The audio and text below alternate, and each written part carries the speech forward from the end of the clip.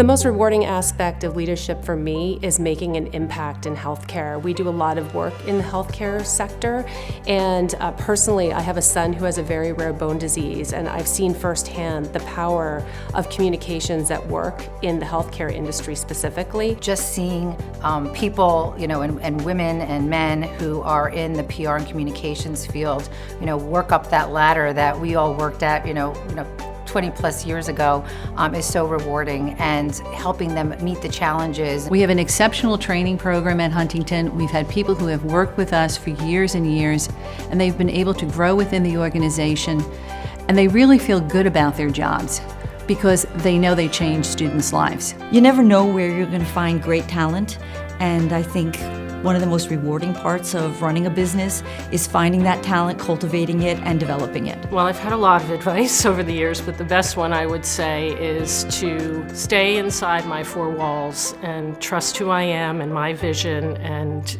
use that strength and passion to drive my company. You don't succeed without failing along the way. And so to keep a challenge that can feel like a roadblock at times in perspective of the whole course of the journey of growing the business, and it adds to the excitement. My mom would say to me, "Did you do your best? If you did, then you can't ask any more from yourself. You should be happy with that." Trusting my gut and doing what is right. If you have both of those things, I think you can really do anything. I think as a leader and a CEO, that's 99% of the good decisions that we make. Trust my gut. And I think for women, that's often a hard thing to do. I think women are getting much better at it, but I can only underscore the value in becoming confident enough to trust your gut when leading. I was always afraid to be me. I always wanted to fit the professional label. And when I did, it was out of my comfort zone, and I just failed. And when my mentors told me, just be you, that was the best advice I've ever had. Never take no for an answer, because eventually no does become yes. You just have to learn how to be patient. You need to learn how to be persistent and make yourself indispensable to the companies that you want to do business with. Follow your passion. I was a teacher, so teaching was my passion, and I was able to take that passion of teaching and turn it into a thriving business. And there's nothing better than to see that happen. Staying on top of all the many pieces, juggling the many pieces, which I think a good manager has to be able to do. It's ensuring that we are doing the very, very best we can for the people we serve.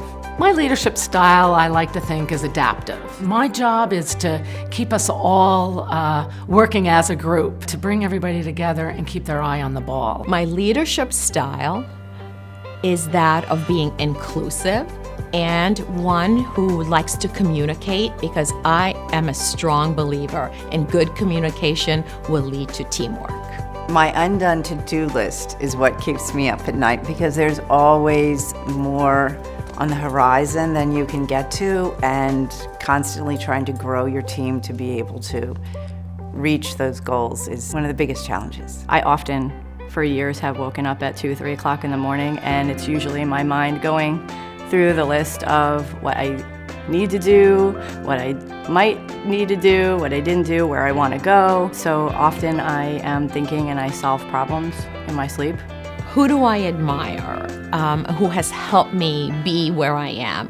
And those kudos have to go to my mother. She has been an incredibly strong person in my life who has helped me understand the role of organization, discipline, and passion. So I owe many things to my mom. People would be surprised to know that once upon a time, I was rented out as characters for children's birthday parties. And I have acted as Big Bird, as Minnie Mouse, as Alf, if you can remember Alf in the 80s. I think people would be surprised to learn that I am an introvert and have to really work hard to communicate with people on a level that makes them feel that I'm strong and confident. I'm also the founder and president of Soft Bones, the U.S. Hypophosphatasia Foundation. It's an advocacy organization for a rare bone disease that my son was diagnosed with when he was an infant. He's now 11 years old and doing great, but it's something that's very rewarding to me. You're not a victim of this world. You only get what you deserve and what you want and what you fight for. I don't like just kind of handing things over. I believe that you have to fight in this world.